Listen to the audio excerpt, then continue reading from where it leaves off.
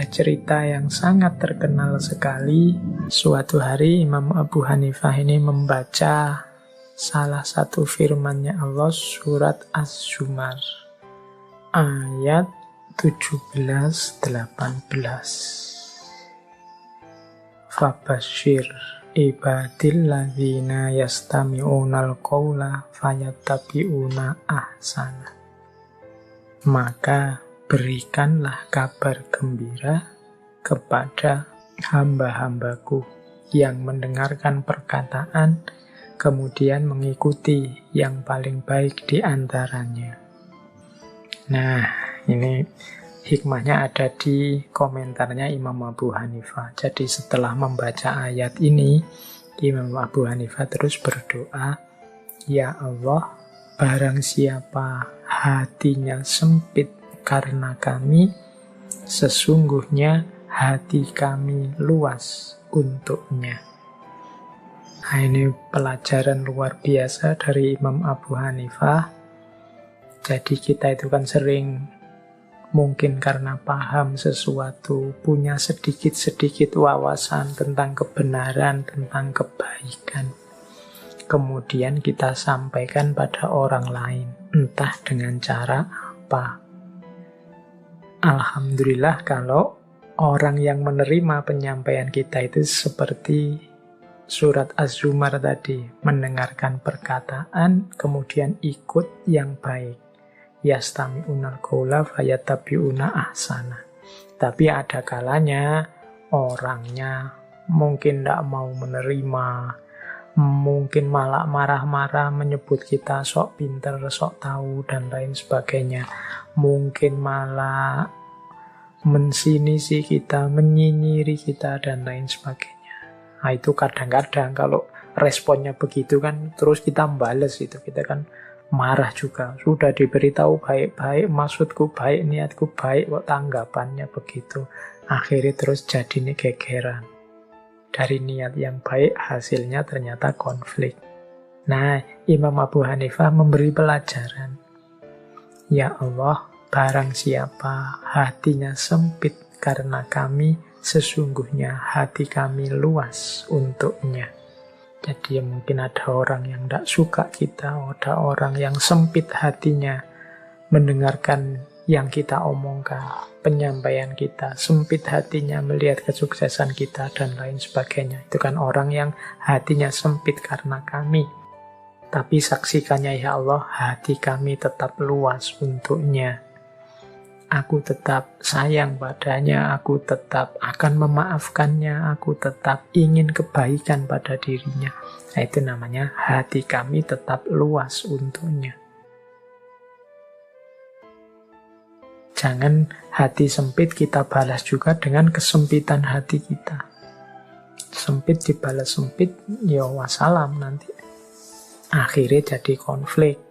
Agama terus jadi beban seperti saya bilang tadi. Ndak.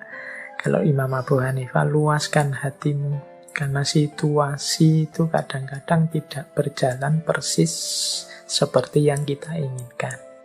Makanya beliau berdoanya, ya Allah, barang siapa hatinya sempit karena kami, sesungguhnya hati kami luas untuknya. Ini mungkin penting untuk kita hari ini di era medsos ini yang kita sering bertukar kata, bertukar nasihat, yang kadang-kadang tanggapannya tidak seperti yang kita inginkan.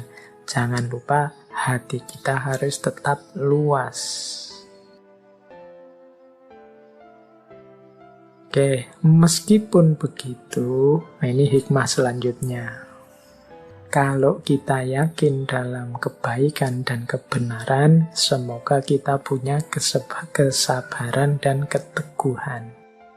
Imam Abu Hanifah ini dikenal orangnya konsisten, teguh dalam kebenaran yang beliau ketahui.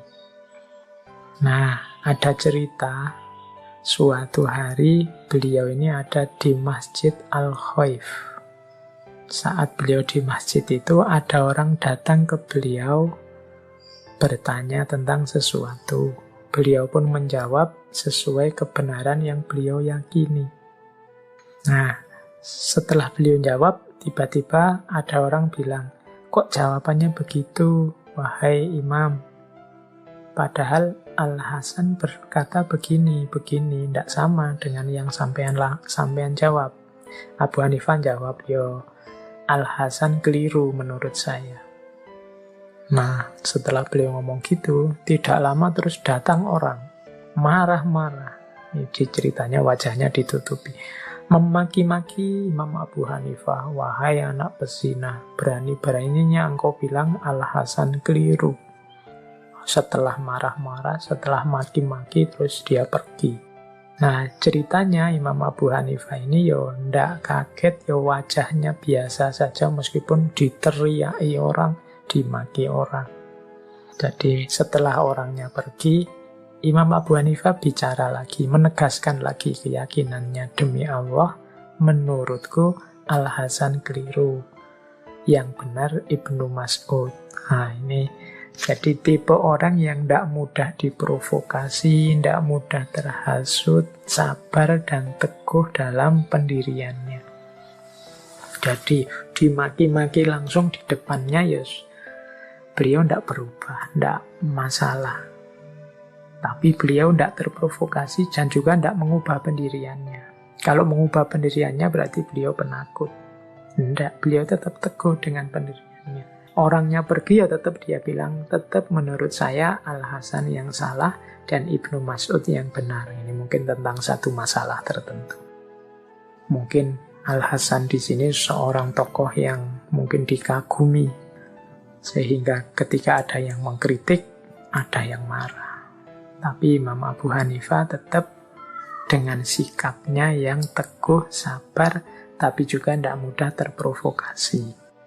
Ini juga menurut saya pelajaran yang penting dalam kita menjalani hidup hari ini, yang berseliweran caci maki, tidak sekedar kritik, berseliweran kritikan-kritikan pedas, kadang tidak mengarah, kritik yang tidak mencerdaskan tapi kritik yang menghancurkan. Nah, itu sikap-sikap seperti yang dilakukan oleh Imam Abu Hanifah ini menurut saya penting bagi kita untuk dipedomani.